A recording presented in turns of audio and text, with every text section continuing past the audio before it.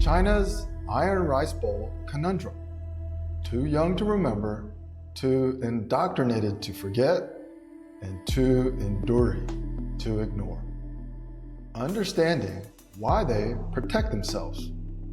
The iron rice bowl mentality didn't disappear when China became prosperous. It just receded beneath the veneer of neon lights, skyscrapers, and deep-seek moments. Many Westerners believe China's iron rice bowl mentality, 铁饭碗, should have been eradicated after the 2008 Beijing Olympic Games. It wasn't. Today's China workforce is young, globally educated, digitally fluent, and far removed from the Great Leap Forward and mass starvation that once made mere survival in China the overarching goal of life itself. On the surface, this logic seems sound. If people are too young to remember, then legacy mental anxieties can't possibly endure. And if the country is prosperous, then no one should behave as if they fear starvation. But this mistaken assumption misses an entire essential premise. Because the iron rice bowl was never just a policy. It was psychological conditioning. And such movements outlive memory.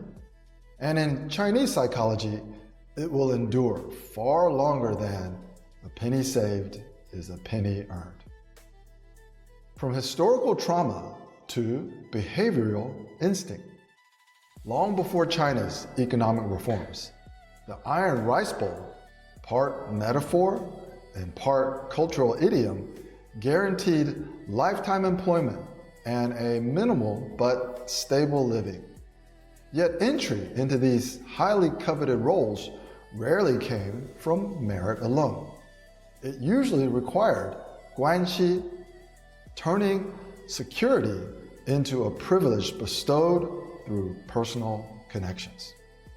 Modern Guanxi practices still carry the imprint of this bygone era, shaped by the same psychology that seeks protection and privilege in an opaque, relationship-dependent system. But more importantly, it's trained generations to internalize a simple rule.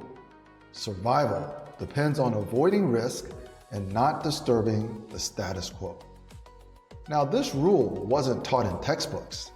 It was transmitted through family expectations, social norms, and the overt pressure of saving face within Chinese society.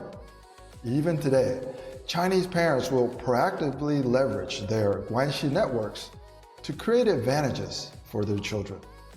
Not because they distrust the system, but because in mainland Chinese culture, mobilizing one's relationships is considered a core expression of responsibility and love. It reflects an inherited mindset that security comes from the people who will stand up for you, not from institutions that protect you only when it's convenient. You don't need to have lived through famine to inherit its risk aversion. You only need to receive a constant bombardment of incentives that punish mistakes more than inaction. Walk 1,000 miles in another man's shoes before passing judgment. To Western managers, Chinese professionals often appear non-committal and reluctant to take responsibility, except when they are promoting themselves or haggling. In those moments, they are suddenly bold, assertive, and even theatrical. Now, this inconsistency shouldn't be confused with its coherence, because this is their survival instinct in action, one that was shaped by a system that rewarded silence as much as it punished non-conformance.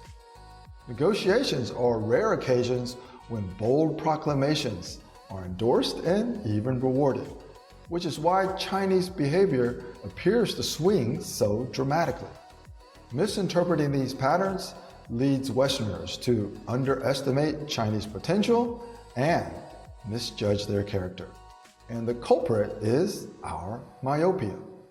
The underlying psychology is alien to most of us, but it is tethered to a sensible iron rice bowl mentality.